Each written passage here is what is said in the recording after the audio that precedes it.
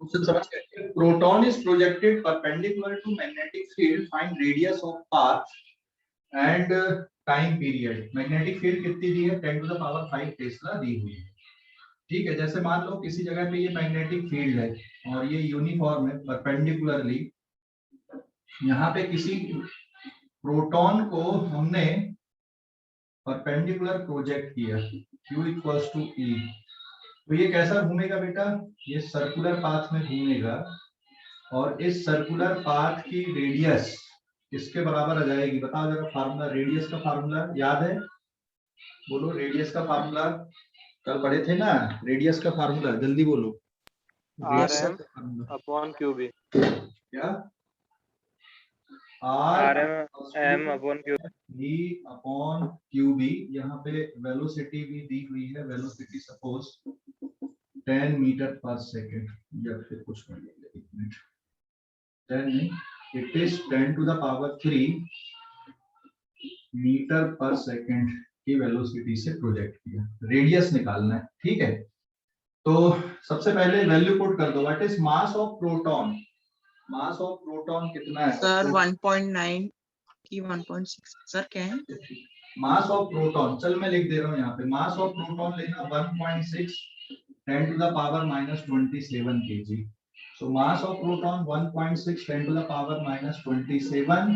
Speed कितनी हो गई? 10 टू द पावर 3।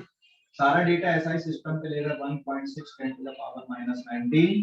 और मैग्नेटिक फील्ड कितनी प्रेजेंट है यहाँ पे? 10 टू द पावर 5। तो आंसर क्या में जाएगा? मीटर में। ये क्या क्या कैंसिल हो रहा है यहाँ पे देख सकते हो। ओवरऑल कितना बच रहा है? 10 टू द पावर, देखो यहाँ पे कितना बचेगा? 24 -24, और यहाँ पे कितना बच रहा बेटा? फिर ये प्लस आ जाएगा, यहाँ पे बचेगा 14, बराबर है? Hello, 10 to the power 10।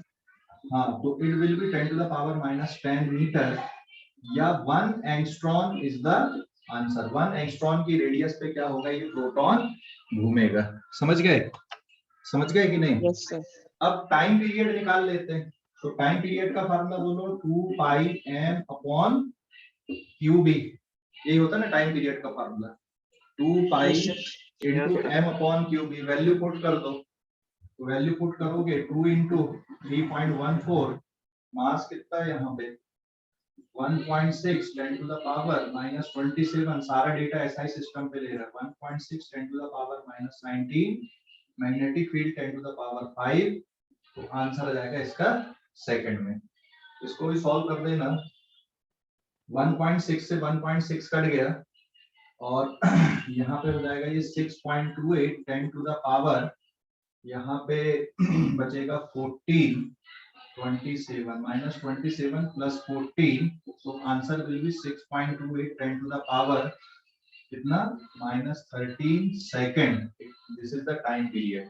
तो फ्रीक्वेंसी भी निकल जाएगी इसके घूमने की, इसके घूमने की फ्रीक्वेंसी भी निकल जाएगी इसी तरह से। Hello, reciprocal of time period is frequency, हो जाएगा कि नहीं? Yes sir. Yes sir. चलो फटाफट लिखो, अभी फटाफट लिखो, जल्दी जल्दी लिखो। और जो बच्चे जल्दी लिख लेते हैं वो बेटा अपना एनसीईआरटी निकाल लो, नहीं तो एससी वर्मा निकाल लो, उसमें मैग्नेटिक फील्ड चैप्टर दिया हुआ है ना। मैग्नेटिक फील्ड चैप्टर के क्वेश्चन आंसर सॉल्व एग्जांपल से करना चालू कर लो। ठीक है, जिनका जल्दी लिख के हो जाता है, टाइम वेस्ट नहीं करना। एससी वर्मा में मैग्नेटिक फील्ड चैप्टर है, उसके क्वेश्चन आंसर पहले सॉल्व एग्जांपल लगाना चालू कर दो। ठीक है, टाइम वेस्ट नहीं करना, जिसका जल्दी लिख के हो जाता है तो टाइम वेस्ट नहीं करना है, जिनका जल्दी लिखकर हो जाता है तो। ठीक है,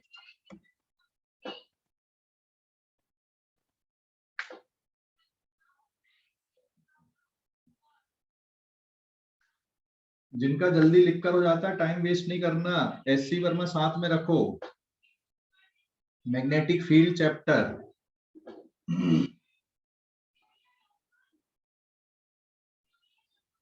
सर वो पार्ट 1 में की पार्ट 2 में?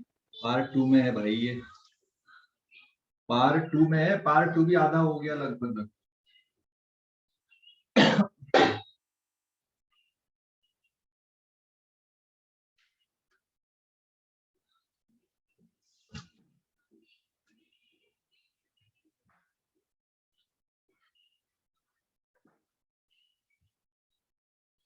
ये मैग्नेटिक फील्ड चैप्टर है, ये मतलब चैप्टर नंबर कौन सा है ये 34। इसके सॉल्व एग्जांपल अभी एक्चुअल में इसमें ना मैग्नेटिक फोर्स वाले क्वेश्चन पहले दिए हुए हैं। अच्छा आगे के करोगे, मतलब सॉल्व एग्जांपल कहाँ से बन जाएंगे तुम लोगों से, क्वेश्चन नंबर 4 से सॉल्व एग्जांपल बनेंगे 8 तक के। ठीक है, अभी इसमें एक और कॉन्सेप्ट बताने की है, बस छोटी सी कॉन्सेप्ट है। हो गया क्या लिखकर हो गया क्या, लिखकर हो गया क्या बेटा? सर उसमें कौन सा चैप्टर है सर, मैग्नेटिक फील्ड की magnetic field due to current? इसमें मैग्नेटिक फील्ड वाला करना, एक्चुअल में अपन इसको साथ में ही कर रहे हैं, अपन दोनों चैप्टर साथ में होंगे अपने, बट एससीबी में दो अलग अलग चैप्टर के नाम से दे दिया ये है ना, मैग्नेटिक फील्ड और मैग्नेटिक इफेक्ट ऑफ करंट। तो अभी मैग्नेटिक फील्ड वाला करना, ठीक है, जिसमें मूविंग चार्ज में मैग्नेटिक फोर्स का जो कैलकुलेशन वाला पार्ट है। ठीक है बेटा, हेलो, यस सर। हो गया क्या नोट करके? Yes sir. मिटा दूं? Yes sir. जिनका जल्दी हो जाता है, टाइम वेस्ट नहीं करना, क्वेश्चन देखते रहो।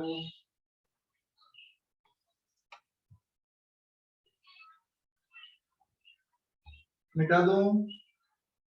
सर उसमें कौन से एग्जांपल्स करने सर, वर्कआउट एग्जांपल करने के, ऑब्जेक्टिव 1 ऑब्जेक्टिव 2? एग्जाम्पल पहले सॉल्व एग्जाम्पल लगाना था, ठीक है, पहले सॉल्व एग्जाम्पल लगाना फिर एक्सरसाइज पे जाना है। मिटा दो? Yes sir.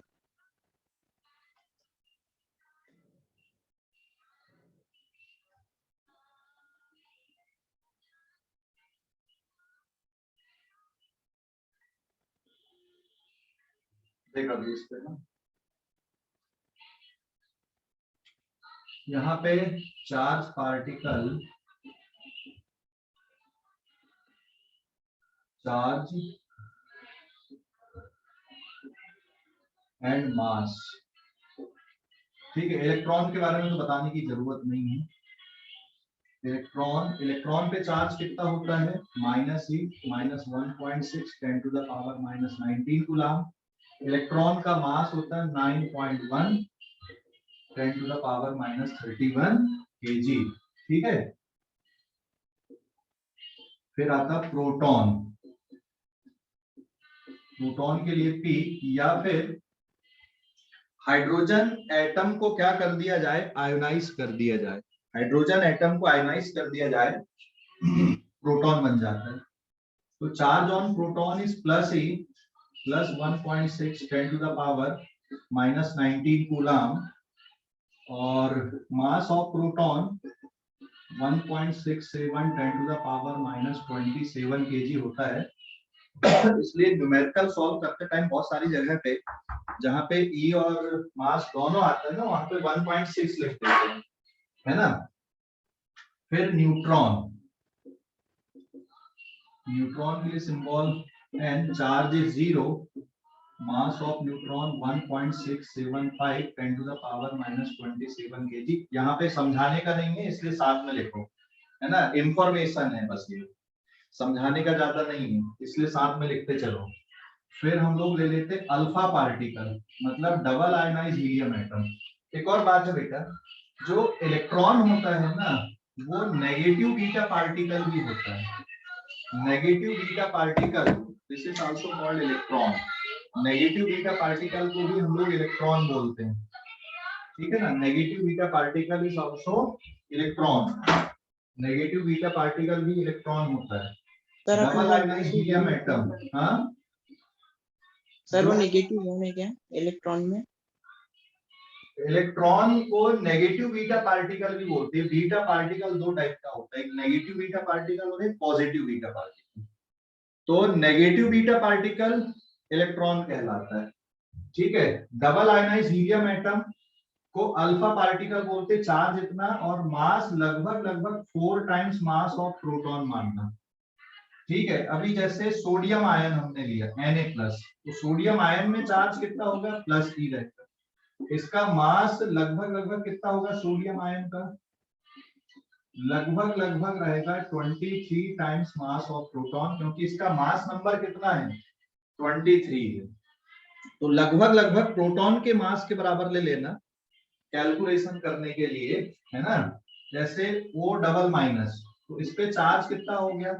-2e, और इसका मास कितना हो गया? O डबल माइनस का लगभग लगभग 16 times mass of proton. Calculation करने के लिए ऐसे डेटा लेना, ठीक है। तो ये है नेगेटिव बीटा पार्टिकल का मतलब इलेक्ट्रॉन होता है, और एक पॉजिट्रॉन भी होता है। पॉजिट्रॉन, पॉजिट्रॉन मतलब पॉजिटिव बीटा पार्टिकल, चार्ज होगा +e, और जो मास होता है पॉजिट्रॉन का, ये मास ऑफ इलेक्ट्रॉन के बराबर होता है, ठीक है, मास ऑफ इलेक्ट्रॉन के बराबर। तो ये इंफॉर्मेटिव डेटा है। This is page number 2, note कर लो, समझने का ज्यादा नहीं है। दिस इज इंफॉर्मेटिव डेटा, फटाफट नोट करो कॉपी पे, क्वेश्चन सॉल्व करने के लिए याद रहनी चाहिए हमको। इलेक्ट्रॉन का एंटी पार्टिकल पॉजिट्रॉन, प्रोटॉन का भी एंटी पार्टिकल होता है, बट हम अभी उस पर नहीं जा रहे हैं, है ना। ये क्वेश्चन सॉल्व करने के लिए है। सर, हाँ बोलो। सर जो आपने लास्ट के फोर एग्जांपल में जो बताया वो एक और बार रिपीट करना। पॉजिट्रॉन, पॉजिट्रॉन, पॉजिट्रॉन मतलब इलेक्ट्रॉन का एंटी पार्टिकल। नहीं सर, ये बताना आपने हाँ, साहिल जा सकता है। Alpha particle is equals to 4 time of mass of proton. ये क्यों लिखा है? Yes sir. देख, अगर अल्फा पार्टिकल हीलियम एटम का डबल आयनाइज, हीलियम एटम को डबल आयनाइज कर दो, डबल आयनाइज मतलब समझ गए? यस सर, पॉजिटिव चार्ज यानी निकालना उससे इलेक्ट्रॉन। अरे जितने भी इलेक्ट्रॉन थे हीलियम एटम के, सुबह से जा सकता है यार, तू खुला ही रहता है साहिल, ठीक है। हाँ, हीलियम हीलियम एटम के सारे इलेक्ट्रॉन बाहर निकाल दो, तो सिर्फ क्या बचेगा? हीलियम न्यूक्लियस बचेगा, बराबर है। Yes sir. हीलियम न्यूक्लियस को ही हम लोग क्या बोलते हैं? अल्फा पार्टिकल बोलते हैं, समझ गए? Okay sir. तो अब हीलियम न्यूक्लियस के अंदर क्या बचा बताओ? 2 प्रोटॉन और 2 न्यूट्रॉन, इसलिए हमने उसका मास लगभग लगभग कितना लिख दिया? 4 टाइम्स, ठीक है। इसलिए मास हमने लगभग लगभग उसका 4 टाइम्स लिख दिए, समझ गया बेटा? तो मतलब जो भी एलिमेंट रहेंगे उसके मास इनटू प्रोटॉन ही लिखना है ना? हाँ, न्यूट्रॉन को एक्चुअल में न्यूट्रॉन और प्रोटॉन का मास लगभग सेम है, थोड़ा सा भारी जरूर है, लेकिन क्वेश्चन सॉल्व करने के लिए अपन प्रोटॉन के हिसाब से चल लेंगे, ठीक है। Okay sir. मैंने एग्जैक्टली इक्वल नहीं लिखा ना, मैंने नियरली इक्वल लिखा है इसीलिए, ठीक है, समझ गया? Yes sir.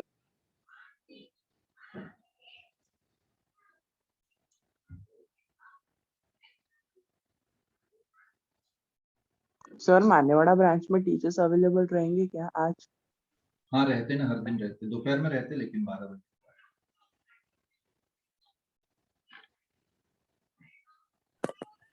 तो आखिरी वाले में अपन मास एम क्या बेटा? क्या क्या?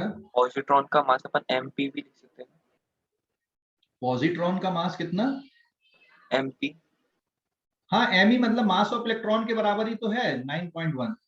पॉजिट्रॉन का मास इलेक्ट्रॉन के मास के बराबर है, और चार्ज +e है, प्रोटॉन के बराबर चार्ज है। मास इलेक्ट्रॉन के बराबर, चार्ज प्रोटॉन के बराबर प्लस में, ठीक है। ओके ओके, और कुछ इंफॉर्मेशन समझ में आ गई? ये वाली इंफॉर्मेटिव डेटा है।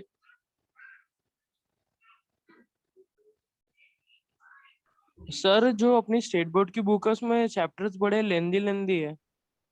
लेंदी नहीं है रे, ज्यादा दिया हुआ है, बस पढ़ते जाओगे पूरा होता जाएगा, ऐसा कुछ छूटेगा नहीं तुम्हें। हाँ सर, जैसे आपने कोई टॉपिक पढ़ाया, आपने बहुत शॉर्ट में पढ़ाया, उसमें बहुत ही ज्यादा है। नहीं नहीं, शॉर्ट और उससे लॉन्ग से नहीं है। जैसे बता कौन सा टॉपिक शॉर्ट में पढ़ा दिया? यही वाला सर जो आपने पढ़ा रहे ना, ये उसमें बहुत सारे अलग ही है उसके अंदर। बेटा अभी तो चालू हुआ है, ये दूसरा लेक्चर है कि तीसरा लेक्चर है आज ये इसका? नहीं सर, आप बोल रहे थे ना बहुत जल्दी खत्म हो जाएगा इसलिए। हाँ तो हो जाएगा, तू चिंता क्यों कर रहा है? अभी बहुत सारा टॉपिक है, लेकिन इसमें उतना टाइम नहीं लगता जितना बाकी चैप्टर में लगता है। ठीक है, समझ गया? बाकी Yes. चैप्टर में जितना टाइम लगता है उतना नहीं लगेगा इसमें। यहाँ पे एक और पार्टिकल लिखना है, ड्यूट्रॉन प्लस। ड्यूट्रॉन प्लस, जिसको सिंपल डी प्लस लिख दे रहे हैं। ड्यूट्रॉन प्लस में चार्ज कितना आएगा? प्लस ही। एक्चुअल में ड्यूट्रॉन हाइड्रोजन का आइसोटोप है ना, जिसका मास, जिसके न्यूक्लियस में एक प्रोटॉन और एक न्यूट्रॉन रहता है। तो इसका मास कितना लिख दोगे ड्यूट्रॉन प्लस का? लगभग 2 टाइम्स मास ऑफ प्रोटॉन। ठीक है, समझ गए? सर फिर एक और रहता है ना, क्या? न्यूट्रॉन भी रहता है। ट्राइटियम रहता है, ड्यूट्रॉन ही तो बोल रहे हैं अपन लोग, ड्यूट्रॉन को। ट्राइटियम भी होता है, ट्राइटियम प्लस सर वो भी होता है ना। हाँ, ट्राइटियम। ट्राइटियम प्लस अगर कर दोगे तो टी प्लस कर देता हूँ, तो चार्ज इस पे भी प्लस ही रहेगा, लेकिन मास ऑफ ट्राइटियम लगभग 3 टाइम्स मास ऑफ प्रोटॉन, क्योंकि उसके अंदर 2 न्यूट्रॉन होते हैं और 1 प्रोटॉन होता है। ठीक है, ट्राइटियम पे। समझ गए? सर एक और बार बोलना। ट्राइटियम में, चल भाई यहाँ लिख देता हूँ यार, मत परेशान हो।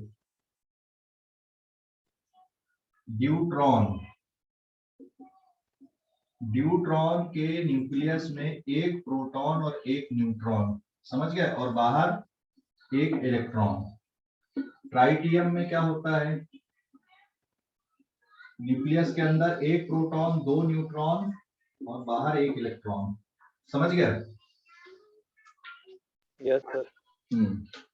इसलिए अपन ने उसके मास को लगभग 3 टाइम्स मास ऑफ प्रोटॉन और ड्यूट्रॉन के मास को लगभग 2 टाइम्स मास ऑफ प्रोटॉन लिखा। समझ गया अभी कि नहीं? समझ गया। ओके, फटाफट लिखो जल्दी से, क्वेश्चन देखते हैं फिर अपन, और जल्दी से लिख लो। लिख लिए? सर H प्लस भी अल्फा पार्टिकल बोला जाएगा ना? क्या बेटा? H प्लस भी अल्फा पार्टिकल बोला जाएगा ना? H प्लस को अल्फा पार्टिकल नहीं बोलेंगे, H प्लस मतलब बन गया प्रोटॉन, क्योंकि हाइड्रोजन एटम के न्यूक्लियस में सिर्फ 1 प्रोटॉन, न्यूक्लियस तो बोलते ही नहीं है क्योंकि 1 ही प्रोटॉन है। न्यूक्लियस बोलने के लिए कम से कम तो 2 वो होना चाहिए, एलिमेंट बोल रहा हूँ, 2 पार्टिकल होना चाहिए, या तो 1 प्रोटॉन 1 न्यूट्रॉन हो कम से कम, तब न्यूक्लियस बनेगा। तो हाइड्रोजन एटम में न्यूक्लियस होता ही नहीं है। समझ गए ना? बस प्रोटॉन के चारों तरफ इलेक्ट्रॉन क्या होते, घूमते हैं। समझ गए? और सर हीलियम का फिर कैसे हुआ, एक्सप्लेन करना ना। हीलियम का ठीक है बताता हूँ। ये हो गया लिखकर, ये वाला हो गया क्या? ये हो गया बेटा ड्यूट्रॉन का? ठीक है, हीलियम का देख लो, लिखते भी चलना साथ में। हीलियम के न्यूक्लियस में 2 प्रोटॉन और 2 न्यूट्रॉन है, और बाहर कितने इलेक्ट्रॉन है? 2 इलेक्ट्रॉन है। तो हीलियम एटम के दोनों इलेक्ट्रॉन को अगर बाहर निकाल दिया जाए तो ये बन जाएगा हीलियम आयन, डबल आयनाइज। इसको डबल आयनाइज बोलते हैं। तो जो डबल आयनाइज हीलियम आयन होता है that is called alpha particle. अभी समझ गया? समझ गया कि नहीं? अब हाँ सर, हाँ सर। हाँ, तो अभी सिर्फ क्या है, उसके न्यूक्लियस बस बच रहा, मतलब helium nucleus is called alpha particle. Helium nucleus is called alpha particle. तो इसमें चार्ज कितना रहेगा? अगर दोनों इलेक्ट्रॉन निकाल दिए तो फिर इस पे चार्ज कितना आ जाएगा? +2e के बराबर, जितना प्रोटॉन पे चार्ज होता है ना, 2 प्रोटॉन है ना, उनको थोड़ी अलग किया गया, वो अलग होंगे भी नहीं जब तक न्यूक्लियर रिएक्शन नहीं होगी। क्लियर हो गया बेटा? हाँ सर। ओके, जल्दी से लिख लो। चलो ये 3 नंबर डाल देता हूँ। हो गया? नोट करके साथ में लिखते भी चलो, इंफॉर्मेशन है, ज्यादा समझने का नहीं है, इसलिए फटाफट साथ में लिखते भी चलो, है ना? डन, मिटा दूं? अगले क्वेश्चन पे आते हैं। अगली कॉन्सेप्ट, एक कॉन्सेप्ट है यहाँ पे, रिवीजन में बता देता हूं मैं, कि जब किसी चार्ज पार्टिकल को पोटेंशियल डिफरेंस में एक्सीलरेट किया जाता है तो जो गेन इन काइनेटिक एनर्जी का फार्मूला है किसके बराबर होता है, कौन बताएगा, याद है? Gain in kinetic energy, gain in kinetic energy of charge in potential difference, in potential difference. Potential difference में जब किसी चार्ज पार्टिकल को एक्सीलरेट कराया जाता है, ये इलेक्ट्रिक फील्ड हो गई, यहाँ पे ये पॉइंट हो गया ए, ये पॉइंट हो गया बी, ये मान लो हायर पोटेंशियल, क्योंकि इलेक्ट्रिक फील्ड हायर से लोअर की तरफ चलती है। अब ये चार्ज पार्टिकल की वेलोसिटी मान ले u है, यहाँ पे पहुंच के इसकी वेलोसिटी हो जाएगी v, है ना। यहाँ पे इनिशियल काइनेटिक एनर्जी के आई, यहाँ पे final kinetic energy K F. बेटा gain in kinetic energy delta K E मतलब final kinetic energy minus initial किसके बराबर होता है, Q into higher potential minus lower potential, अगर पॉजिटिव चार्ज है तो, और नेगेटिव चार्ज रहता तो वो नेचुरली इधर आता है, अपोजिट डायरेक्शन में काइनेटिक एनर्जी गेन करता है। ठीक है, तो जो पोटेंशियल डिफरेंस है यहाँ पर का वो v है मान लो। So delta K E is equal to, simply K लिख दूं मैं, एंड Q इंटू भी हम लोग लिख सकते हैं। तो ये शॉर्ट फॉर्म पे हमने लिख दिया यहाँ पे कि gain in kinetic energy will be given by QV। जब कोई चार्ज पार्टिकल पोटेंशियल डिफरेंस में एक्सीलरेट होता है तो gain in kinetic energy is given by this. तो अगर रेस्ट से एक्सीलरेट हो रहा तो फाइनल काइनेटिक एनर्जी इतनी रहेगी, और अगर कुछ वेलोसिटी से जा रहा था पहले से, पोटेंशियल डिफरेंस मिल गया तो और एनर्जाइज हो जाता है। कितनी एक्स्ट्रा एनर्जी आ जाती है उसके अंदर, QV के बराबर एक्स्ट्रा एनर्जी आ जाती। ठीक है, याद रखना कॉन्सेप्ट को। अब ये क्यों हम लोग कर रहे हैं अभी, इसके बाद हम क्वेश्चन लेंगे तो आपको जल्दी समझ में आएगा।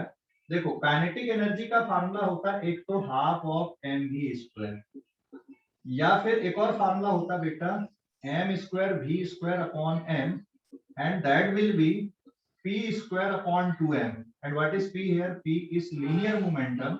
सो लीनियर मोमेंटम को आप √2 times m into kinetic energy या फिर √2m k लिख सकते हैं।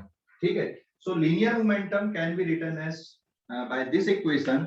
और काइनेटिक एनर्जी किसके इक्वल आ गई यहाँ पे, काइनेटिक एनर्जी किसके इक्वल है, QV के इक्वल है। तो अगर कोई चार्ज पार्टिकल पोटेंशियल डिफरेंस में एक्सीलरेट होता है तो उसका जो लीनियर मोमेंटम है, ठीक है, उसको डायरेक्ट कैसा लिख सकते हो आप, √2 टाइम्स m इंटू k के बराबर लिख सकते हो कि भाई यहाँ पे पहुंच के उसका लीनियर मोमेंटम कितना हो जाएगा। समझ गए? अरे बोलो जल्दी से, समझ गए कि नहीं? Yes sir. हाँ, तो फटाफट नोट करो इसको, कॉन्सेप्ट यूज होने वाली है, हमने ऑलरेडी इलेक्ट्रोस्टैटिक में पढ़ा हुआ है, कॉन्सेप्ट को ऑलरेडी इलेक्ट्रोस्टैटिक में पढ़ा हुआ है, उसी को मैंने दोबारा रिपीट किया है क्योंकि अब यहाँ पे यूज हो गई। जल्दी से लिखो।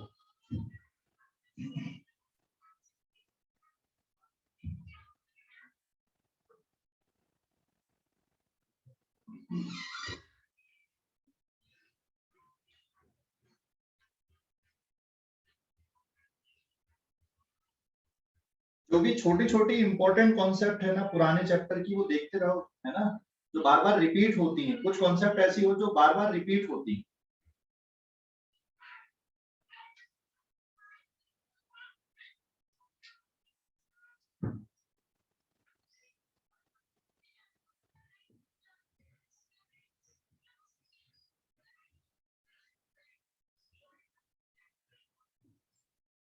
हो गया क्या बेटा?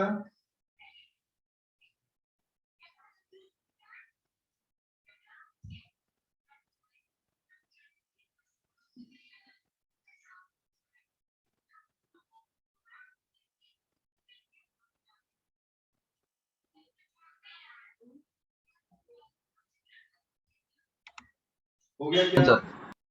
डन? हो गया क्या भाई? हाँ सर। मिटा दूं? मिटा दूं? अब देखो क्वेश्चन इस तरह से ले रहा हूं मैं यहाँ पे,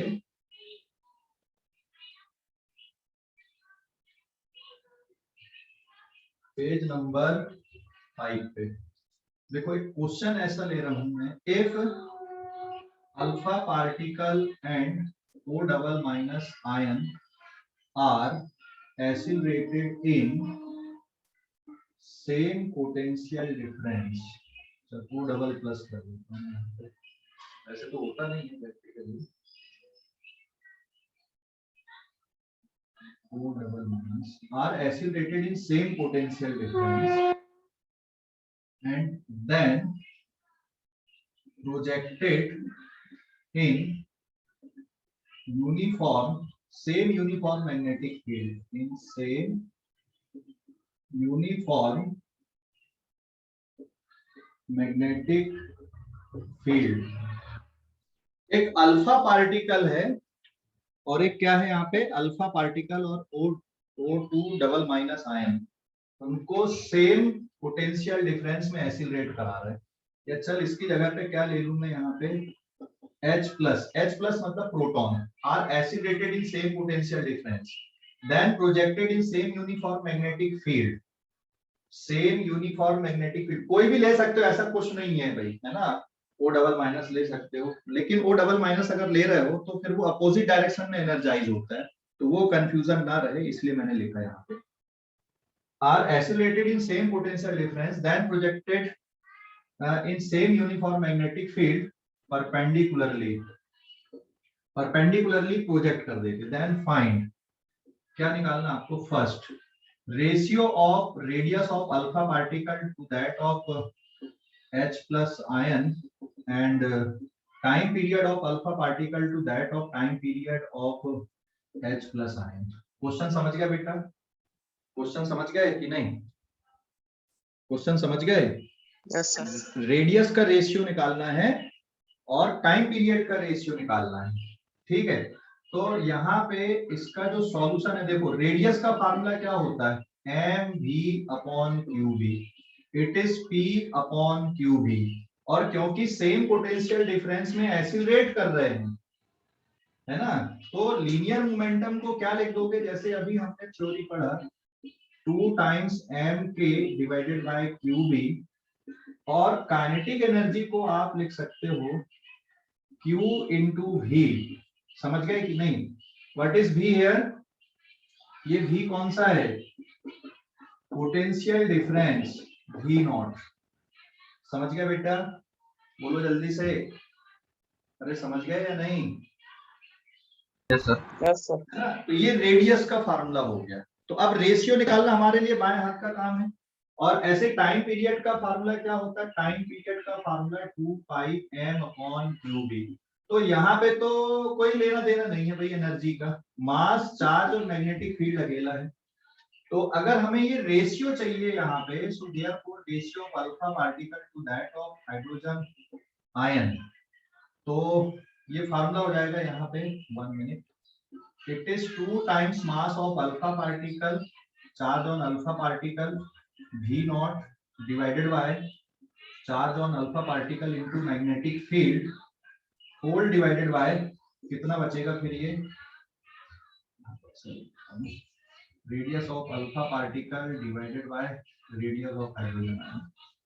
फिर से यहाँ पे 2 times mass of hydrogen ion into charge into v naught divided by charge on hydrogen ion into b। जो कॉमन टर्म है ना उनको कैंसिल आउट कर दो, तो ये टर्म कैंसिल हो गया, 2 और 2 फैक्टर कैंसिल हो गया, मैग्नेटिक फील्ड से मैग्नेटिक फील्ड वाला फैक्टर कैंसिल हो गया, कितना बच रहा है यहाँ पे, बताओ फटाफट, कितना बच रहा है, mass of alpha particle is 4 times mass of proton, और charge on alpha particle is 2e divided by 2e whole divided by, इसका जो मास आएगा वो मास ऑफ प्रोटॉन रहेगा, चार्ज रहेगा e divided by charge e। अब फिर से जो कॉमन टर्म है ना उनको फिर काट दो, e ये कट गया, ये वाले e से ये e कट गया, मास ऑफ प्रोटॉन से मास ऑफ प्रोटॉन कट गया, कितना बच रहा बेटा अब यहाँ पे, बोलो जल्दी से, कितना बच रहा है,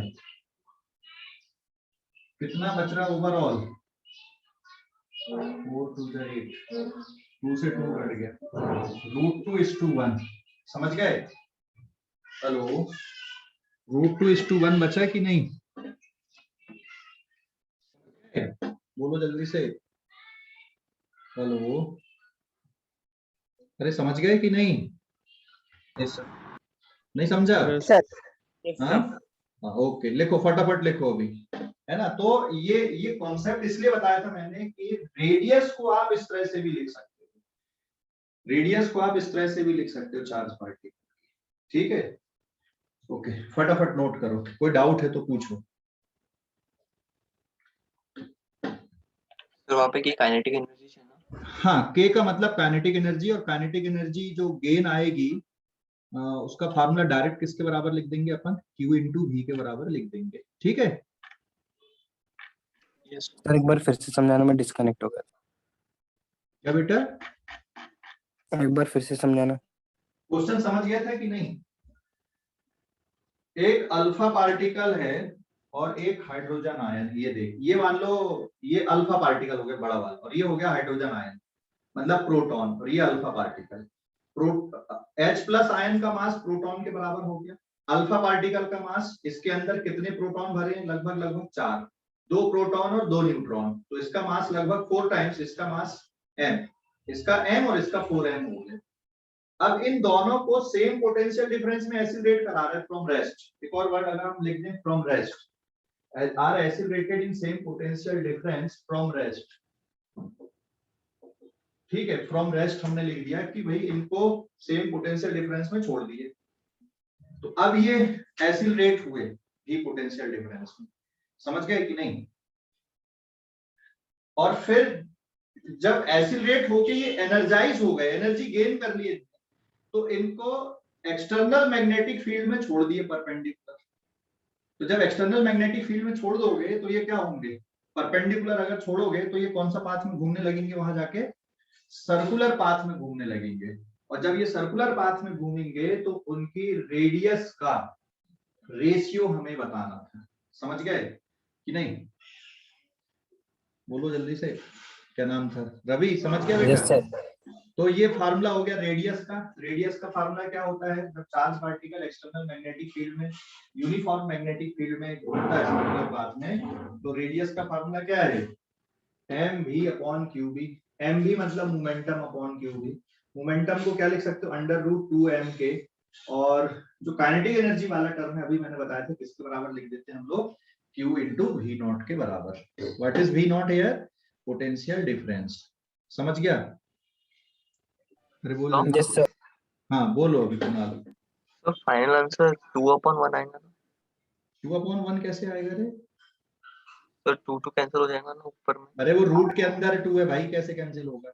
4 कैंसिल होगा, 4 से हाँ बाहर समझ निकल गया। के 2 बचेगा, समझ गए? हाँ सर। हाँ ओके, लिख लो जल्दी से, हो गया नोट करके? √2:1, 2:2।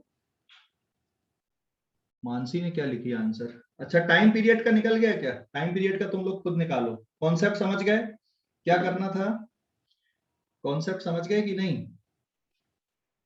कॉन्सेप्ट समझ गए या नहीं, जल्दी बताओ। यस सर, समझ।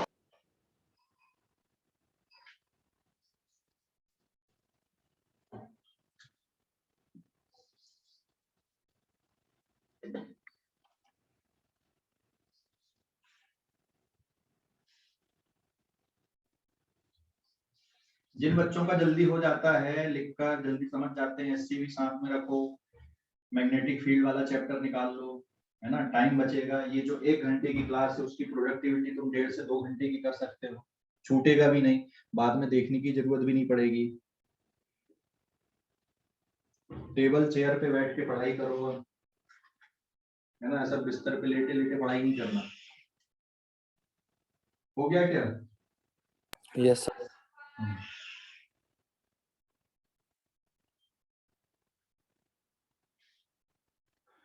ठीक है, मिटा दूं बेटा इसको मैं? Yes, मिटा sir. दूं?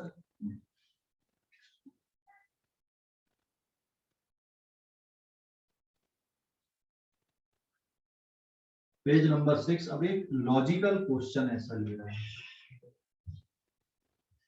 Page number 6। एक और एग्जांपल ऐसा है, समझना इसको। यहाँ पे एक यूनिफॉर्म मैग्नेटिक फील्ड है ना, यूनिफॉर्म मैग्नेटिक फील्ड है यहाँ पे।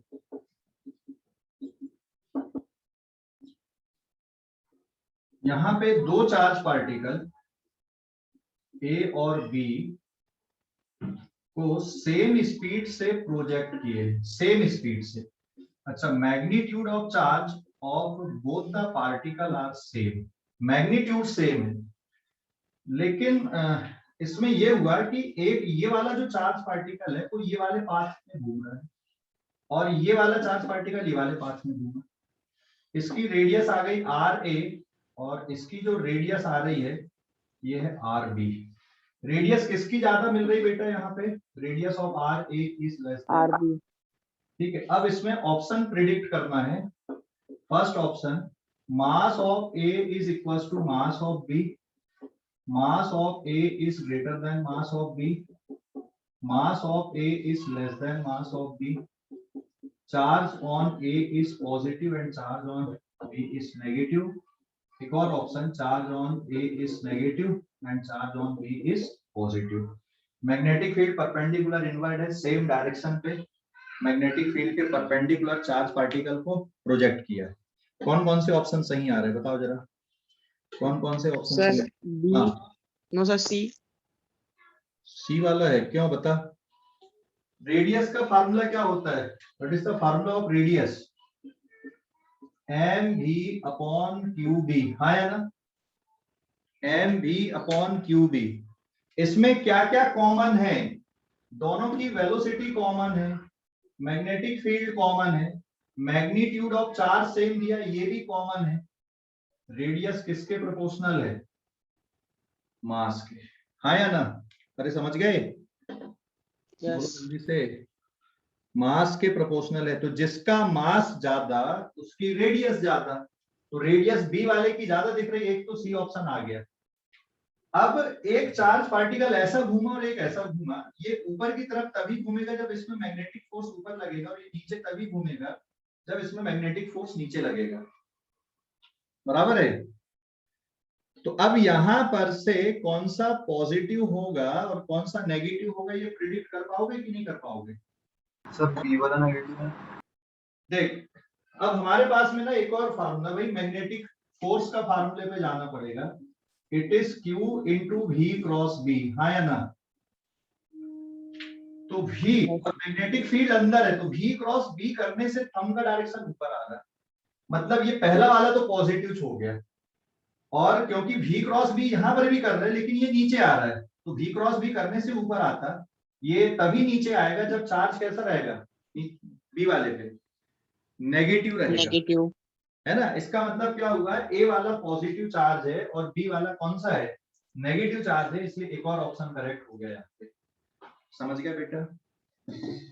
बोलो जल्दी से, अरे समझ गए कि नहीं कॉन्सेप्ट? हेलो, समझ गए? सर सर हाँ बोलो बोलो। सर यहाँ पे आपने बी का मास ज्यादा लिया है क्या? हाँ, बी का मास ज्यादा है क्योंकि वो बड़ी रेडियस को ट्रेस कर रहा है। देख, बाकी पैरामीटर सेम है, दोनों की जो स्पीड है वो सेम है, सेम स्पीड से प्रोजेक्ट किए, दोनों में चार्ज का मैग्नीट्यूड भी सेम है, बराबर है, और सेम मैग्नेटिक फील्ड है, तो तीन चीज कॉमन मिल गई यहाँ पे हमको, मिल गई कि नहीं मिली तीन? हाँ। इसका मतलब क्या हुआ? अगर तीन चीजें यहाँ पे कॉमन मिल रही हैं, इसका मतलब रेडियस किसके प्रोपोर्शनल हो गया? मास के। अच्छा, चार्ज कौन सा प्लस है कौन सा माइनस है वो समझ गए कि नहीं है? हाँ सर। हाँ ओके, क्लियर हो गया? कोई डाउट इसमें, कॉन्सेप्ट पे कोई डाउट? समझ गए? क्वेश्चन के अकॉर्डिंग अपन ने कॉन्सेप्ट को भी समझ लिए। अरे बोलो जल्दी से। हाँ सर। यस सर, समझ गए। हाँ सर हाँ बोलो। हाँ सर चार्ज को अपन को एंटी क्लॉकवाइज और क्लॉकवाइज डायरेक्शन से ऐसे जज नहीं कर सकते ना? कैसा कैसा?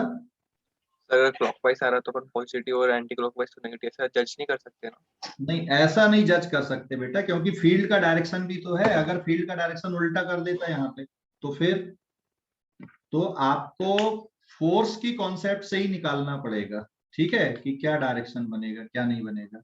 समझ गए? सर हाँ सर अगर ए की वेलोसिटी बहुत ज्यादा होती है और बी की वेलोसिटी अगर बहुत कम होती तो रेडियस में कुछ फर्क आता?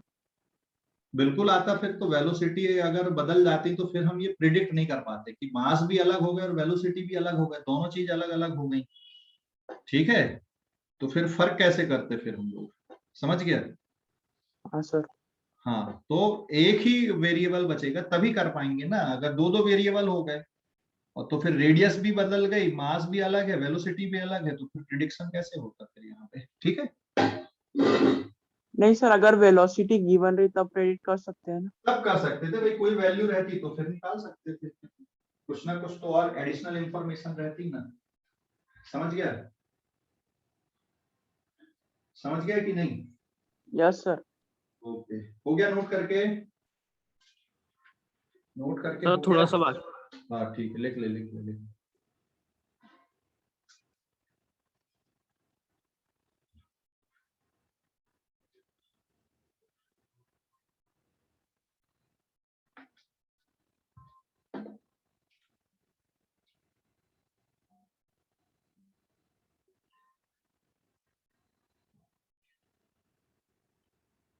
हो गया sir.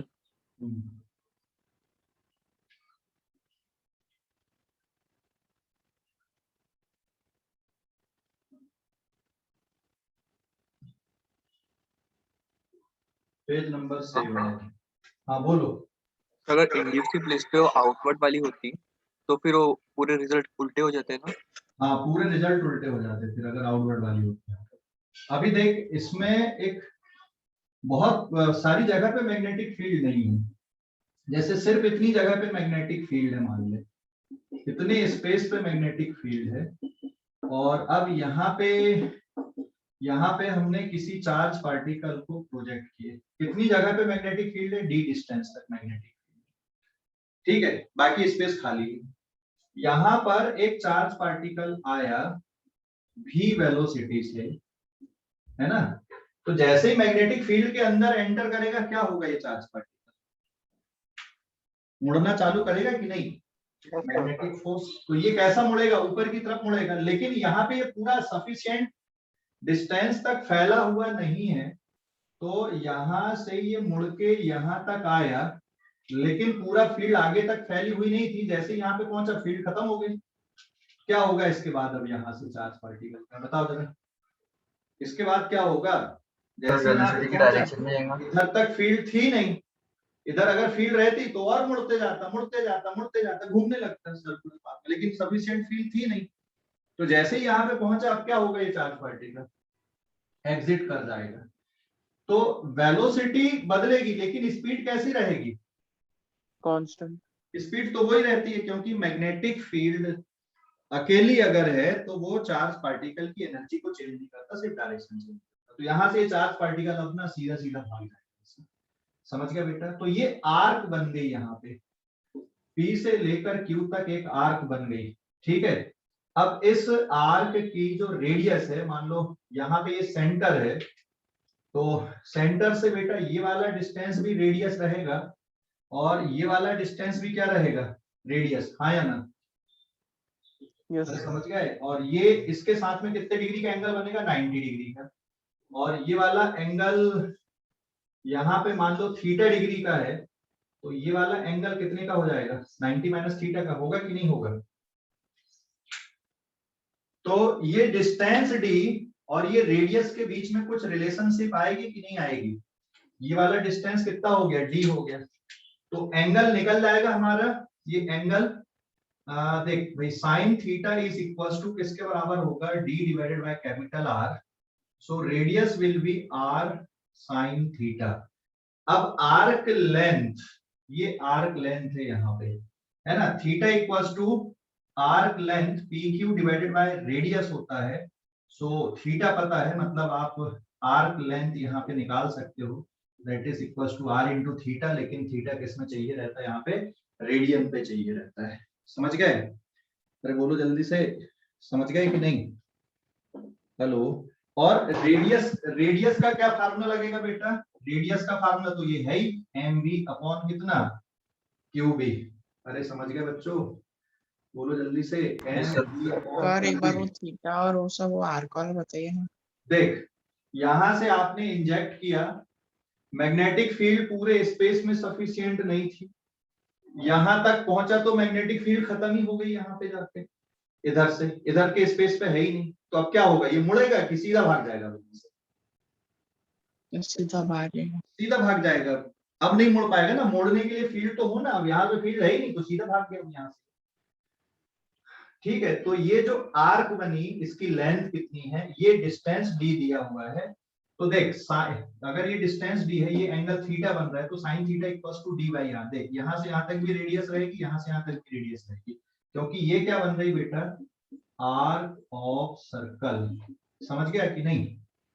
Hello, yes sir. Clear हो गया? कोई डाउट अभी इस पे? सर हाँ बोलो। सर वो बेस में जो डी लिया है वो क्या दिखा रहा है?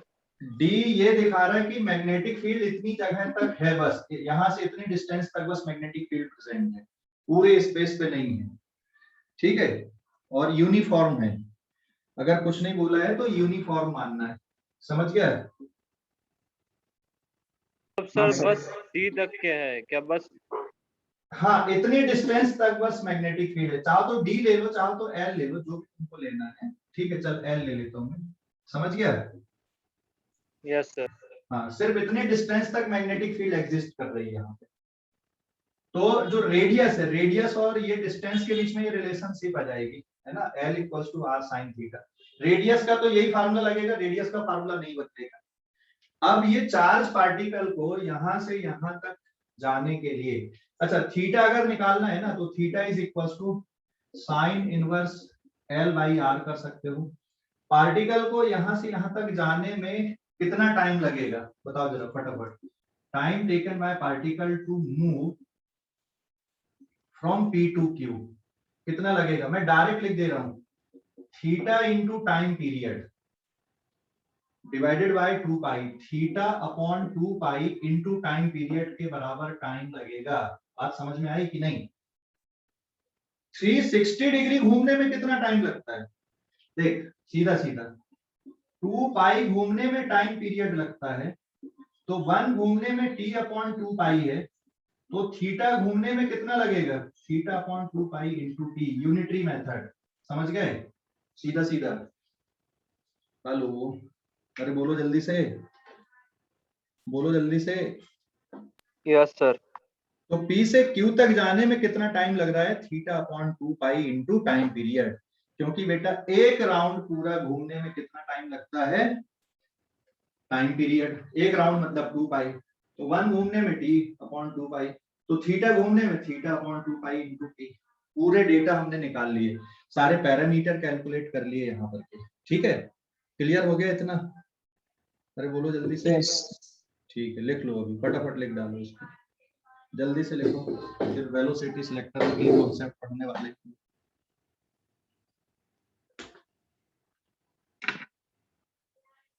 सर हाँ बोल। वो जो आपने आर लिखे वो दोनों सेम ही लेंथ के है ना? कौन सी वाली रे? एक लेफ्ट हैंड साइड में और एक स्लैंट में। अरे भाई रेडियस सेम ही रहेगी ना, रेडियस अलग हो जाएगी क्या वहां पे? मैंने ऐसे ही पूछा। रेडियस तो सेम ही रहेगी बेटा, आर्क के लिए तुम सेंटर से कहीं पर भी आर्क के लिए वो डालोगे, रेडियस तो वही रहती है ना कि अलग होती, बता। यस सर वही है। हाँ, अभी समझ गया?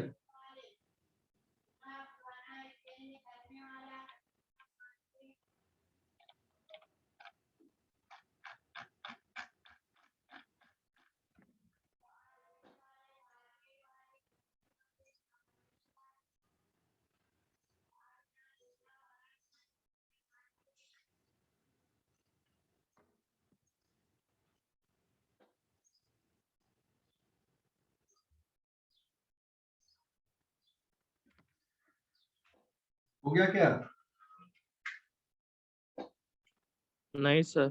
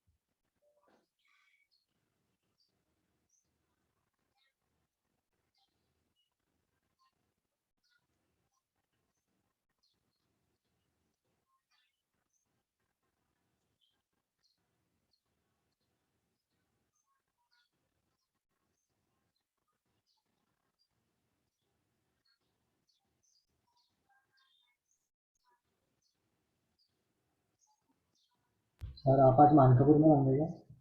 हाँ ठीक है सर।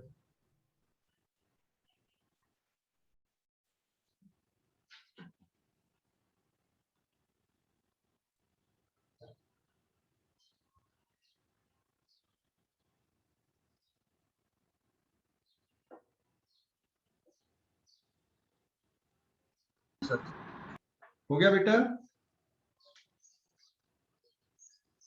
हेलो हाँ सर। हाँ सर हो गया।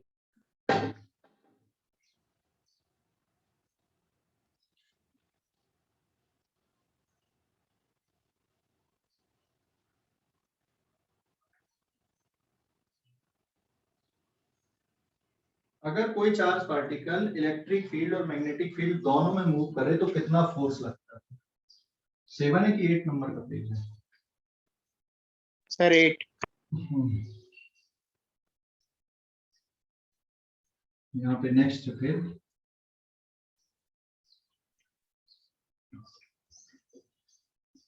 Force on charge particle in electric and magnetic field both.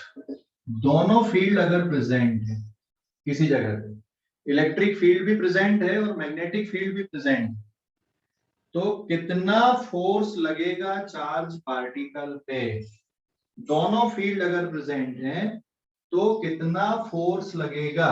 दोनों फील्ड अगर प्रेजेंट है कितना फोर्स लगेगा? देखो किसी जगह पे मान लो ये इलेक्ट्रिक फील्ड भी है और इसी जगह पे मैग्नेटिक फील्ड भी प्रेजेंट है।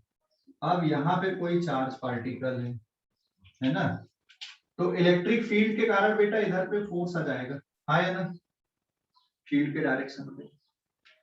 और अगर इसको यहाँ पे ना इलेक्ट्रिक फील्ड और मैग्नेटिक फील्ड में अगर चार्ज पार्टिकल को तुमने यहाँ पे छोड़ भी दिया तो ये इलेक्ट्रिक फील्ड फोर्स लगाएगी, इधर रेस्ट पे भी तो लगाएगी ये, तो ये वेलोसिटी गेन करेगा और जैसे ही इसको थोड़ी सी भी वेलोसिटी मिली मैग्नेटिक फील्ड इसको मोड़ना चालू कर देगी, है ना। तो इलेक्ट्रिक फील्ड इसको एनर्जाइज भी करते जाएगा और मैग्नेटिक फील्ड इसको मोड़ते भी जाएगी। तो इसका जो पाथ है ना बड़ा अजीब टाइप का होगा। हम अब फिक्स पाथ नहीं बता सकते कि कैसा बनेगा, समझ गए? फिक्स पाथ नहीं बता सकते क्योंकि यहाँ पे वेलोसिटी भी बदलेगी, किसके कारण? सॉरी, स्पीड भी बदलेगी।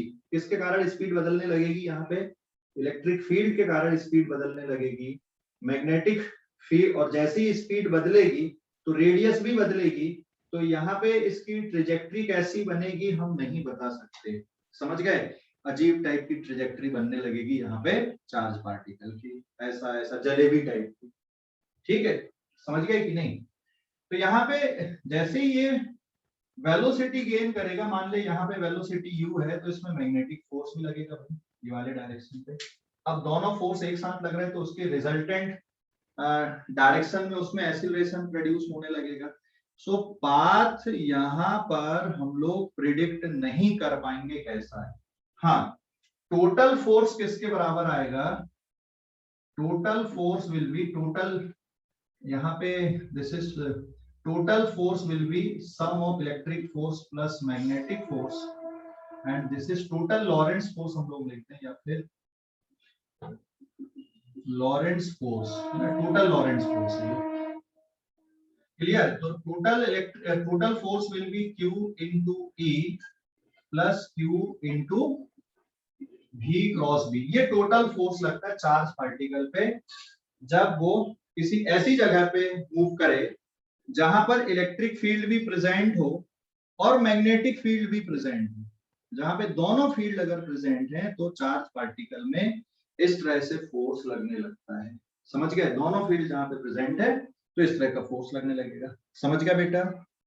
हेलो, अरे समझ गए कि नहीं? बोलो जल्दी से। सर हाँ बोलो। सर वो मैग्नेटिक फील्ड्स में सर जो आपने वो क्रॉस बनाया है सर वो आउटवर्ड वाला है ना? इनवर्ड, क्रॉस मतलब इनवर्ड, डॉट मतलब आउटवर्ड। ठीक है, क्रॉस मतलब सर वहाँ पे इनवर्ड। इन्वर्ट क्यों नहीं बना? इनवर्ड, क्रॉस मतलब इनवर्ड होता है, डॉट मतलब आउटवर्ड होता है। डॉट भी बना सकते हैं, कोई भी ले लेना। अगर डॉट बनाएगा तो नीचे फोर्स आ जाएगा, इसलिए। ठीक है, सर मींस अगर डॉट बनाएंगे तो नीचे का फोर्स पॉजिटिव रहेगा ना? मींस जो चार्ज पार्टिकल नीचे का नहीं, जो मैग्नेटिक फोर्स है उसका डायरेक्शन बदलेगा। इलेक्ट्रिक का तो फील्ड के डायरेक्शन भी लगेगा अगर पॉजिटिव चार्ज है। हाँ सर वही। हाँ, और मैग्नेटिक फोर्स का डायरेक्शन क्या होगा उससे बदल जाएगा अगर डॉट वाली फील्ड ले लेते, आउटवर्ड वाली फील्ड ले लेते हैं अपन, है ना। अब एक इंपॉर्टेंट पॉइंट है यहाँ पे, इफ अगर पार्टिकल पे नेट फोर्स जीरो है, ये दोनों फील्ड प्रेजेंट और ये नेट फोर्स जीरो है, तो ये कब होगा जीरो? जब ये चार्ज पार्टिकल है इस पे मैग्नेटिक फोर्स ऊपर लगे और इलेक्ट्रिक फोर्स अगर नीचे लगे तो ही ऐसा पॉसिबल है। और ये कब पॉसिबल है बेटा? कि वेलोसिटी भी इसके परपेंडिकुलर रहे, मतलब तीनों एक दूसरे के परपेंडिकुलर रहे, तभी उस पे नेट फोर्स कैसा हो सकता है? जीरो हो सकता है। मतलब यहाँ पे मैग्नेटिक फील्ड अंदर की तरफ रहे और इलेक्ट्रिक फील्ड कैसी रहे? नीचे की तरफ रहे। मैग्नेटिक फील्ड अंदर की तरफ रहे और वेलोसिटी इधर रहे, तो ऐसा हो सकता है कि चार्ज पार्टिकल पे नेट फोर्स जीरो लगे। और ये बड़ा काम का है, ये है ना। अभी इसकी एप्लीकेशन हम लोग देखने वाले। तो नेट फोर्स जीरो होने का मतलब क्या हो गया?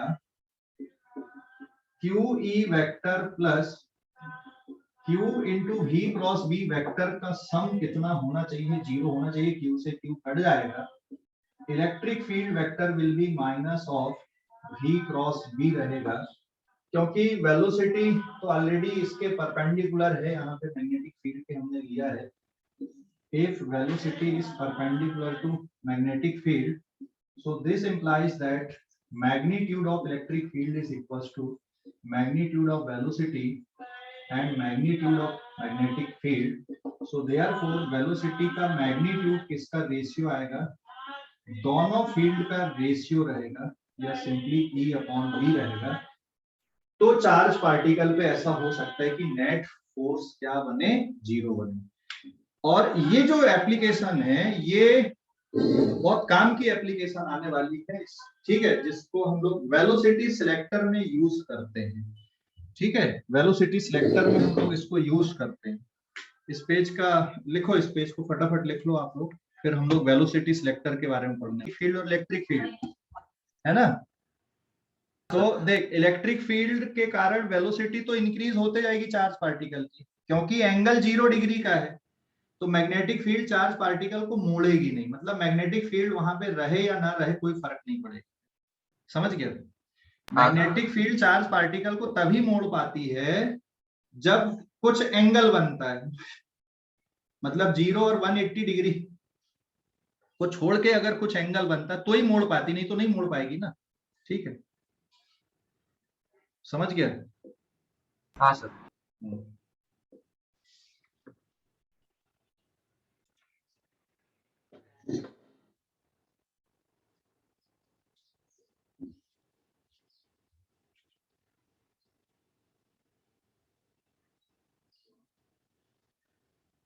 नेक्स्ट है, अभी एक कॉन्सेप्ट हम लोग पढ़ने वाले हैं, वेलोसिटी सिलेक्टर, पेज नंबर 9 पे। वेलोसिटी सिलेक्टर,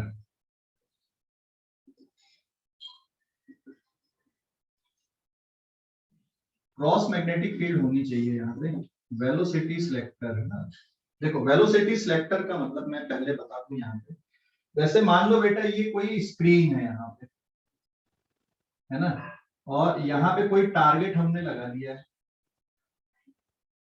टारगेट एटम या टारगेट एलिमेंट, और यहां पर से बहुत सारे चार्ज पार्टिकल की बीम आ रही है, लेकिन यहां पर से चार्ज पार्टिकल की बीम आ रही, आइडेंटिकल चार्ज पार्टिकल की बीम आ रही है। This is the beam of identical charge particle,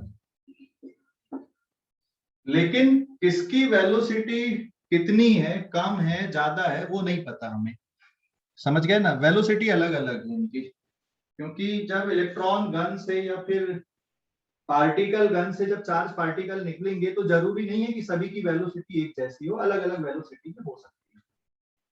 ये टारगेट है यहाँ पर, हमें यहाँ पे क्या चाहिए कि पर्टिकुलर वेलोसिटी वाला चार्ज पार्टिकल ही इस टारगेट को हिट करे, यहां तक पहुंचे, और वो पर्टिकुलर वेलोसिटी मान लो v नॉट है, और ये किसके रेशियो को सेटिस्फाई करे, E बाई V के रेशियो को सेटिस्फाई करे, बाकी कोई दूसरी वेलोसिटी वाले चार्ज पार्टिकल इसको हिट ना करें। टारगेट मतलब कोई एटम है, हम कोई एक्सपेरिमेंट परफॉर्म कर रहे हैं, हम कोई आर्टिफिशियल एलिमेंट बना रहे हैं जिसमें हमें एक पर्टिकुलर वेलोसिटी वाले चार्ज पार्टिकल की ही बॉम्बार्डिंग करनी है। ठीक है, समझ गए कि नहीं, अलग अलग वेलोसिटी वाले चार्ज पार्टिकल नहीं चाहिए, एक फिक्स वेलोसिटी वाला चार्ज पार्टिकल इस टारगेट को हिट करे। कोई एक्सपेरिमेंट कर रहे हैं, ठीक है, या कोई आर्टिफिशियल एलिमेंट बना रहे हैं, कुछ ऐसा कर, लेकिन हमारे पास जो चार्ज पार्टिकल यहाँ पे अवेलेबल है, जो इधर से आ रहे हैं गन से निकलकर, हमें नहीं पता किसकी वेलोसिटी क्या है यहाँ पे। ठीक है, अलग अलग भी हो सकती, सभी हिट करेंगे तो हमारा एक्सपेरिमेंट गड़बड़ हो सकता है। समझ गए कि नहीं, तो क्या करें, तो इसलिए हम लोग क्या करते हैं यहाँ पे वेलोसिटी सिलेक्टर। वेलोसिटी सिलेक्टर का मतलब ये है कि यहाँ पे हम ये जो स्पेस होता पूरा, इस पे magnetic field, uniform magnetic field डाल देते हैं ये पूरे स्पेस पे, और अगर सिर्फ मैग्नेटिक फील्ड प्रेजेंट रहेगी तो क्या होगा बताओ, अगर सिर्फ मैग्नेटिक फील्ड प्रेजेंट रहेगी तो क्या होगा, मैग्नेटिक फील्ड अगर प्रेजेंट है तो क्या होगा, सर पार्टिकल डेविएट हो जाएंगे। किधर पे डेविएट होगा, अंदर की तरफ मैग्नेटिक फील्ड है ये, तो ये ऊपर डेविएट हो जाएगा, हाँ या ना, ऊपर डेविएट होगा कि नहीं। तो हम लोग क्या करते हैं, यहाँ पे एक और फील्ड लगा देते हैं, और वो कौन से डायरेक्शन पे ले लेते हैं, डाउनवर्ड डायरेक्शन पे। कौन सी फील्ड ले ली है हमने डाउनवर्ड डायरेक्शन पे, इलेक्ट्रिक फील्ड ले ली है। तो इलेक्ट्रिक फील्ड डाउनवर्ड डायरेक्शन पे मतलब नीचे की तरफ कौन सा फोर्स लगने लगेगा, इस पे इलेक्ट्रिक फोर्स लगने लगेगा, और वेलोसिटी तो ये है ही यहाँ पे। समझ गए कि नहीं, अरे बोलो जल्दी से, समझ गए। Yes sir. वेलोसिटी कांस्टेंट रहेंगी। तो अब अगर मान लो ये दोनों फोर्स इक्वल हैं, तो सीधे सीधे ये जो चार्ज पार्टिकल हैं ये इधर चले जाएंगे, अगर इलेक्ट्रिक फोर्स और मैग्नेटिक फोर्स इक्वल है। लेकिन अगर मैग्नेटिक फोर्स ज्यादा हो गया तो चार्ज पार्टिकल किधर डिफ्लेक्ट हो जाएंगे, कुछ तो ऐसे चले जाएंगे, और अगर इलेक्ट्रिक फोर्स ज्यादा हो गया तो कुछ ऐसे चले गए। तो ये वाले डायरेक्शन में कौन से चले जाएंगे, जिसपे मैग्नेटिक फोर्स इलेक्ट्रिक फोर्स से ज्यादा है। मैग्नेटिक फोर्स इलेक्ट्रिक फोर्स से ज्यादा होने का मतलब क्या हुआ बेटा, यहाँ पे Q into VV is greater then Q into E, Q से Q cancel, V greater than किसके बराबर हो गया, E बाई V, या फिर V greater than V not. V not से ज्यादा वेलोसिटी वाले ऊपर की तरफ डिफ्लेक्ट हो गए, और नीचे की तरफ कौन से डिफ्लेक्ट हो जाएंगे, नीचे की तरफ अगर इलेक्ट्रिक फोर्स ज्यादा है मैग्नेटिक फोर्स से, मतलब QE greater than QVB, Q से Q cancel, V less than E by V, या V less than V not. तो जिनकी वेलोसिटी रिक्वायर्ड वेलोसिटी से कम है वो नीचे डिफ्लेक्ट हो जाएंगे। समझ गए, जिनकी वेलोसिटी रिक्वायर्ड वेलोसिटी से कम है वो किधर डिफ्लेक्ट हो जाएंगे, नीचे की तरफ। जिनकी वेलोसिटी रिक्वायर्ड वेलोसिटी से ज्यादा वो ऊपर डिफ्लेक्ट हो गए। तो यहाँ पे हमें सिर्फ फिक्स वेलोसिटी वाले चार्ज पार्टिकल ही मिलेंगे, या फिर टारगेट को फिक्स वेलोसिटी वाले चार्ज पार्टिकल ही क्या करेंगे, हिट कर पाएंगे। समझ गए, यस सर। हाँ ओके। सो ये यूज है इसका, इलेक्ट्रिक फील्ड और मैग्नेटिक फील्ड दोनों लगाने का, that is the velocity selector. इसको वेलोसिटी सिलेक्टर बोलते हैं। अभी समझ में आ गया कि नहीं वेलोसिटी सिलेक्टर की कॉन्सेप्ट? हेलो, अरे समझ Yes. गए? ओके। अगर मान ले डॉट वाली फील्ड ले लेते तो क्या होता है, डॉट वाली बाहर वाली फील्ड ले लेते, मैग्नेटिक फोर्स किधर लगता फिर? नीचे, अंदर नीचे। अंदर नहीं, नीचे की तरफ लगता है ना। तो फिर इलेक्ट्रिक फोर्स को मैग्नेटिक फोर्स के बराबर करने के लिए इलेक्ट्रिक फील्ड किधर लगाना पड़ता है हमको? ऊपर के डायरेक्शन पे लगाना पड़ता है। समझ गया? Yes sir. ओके।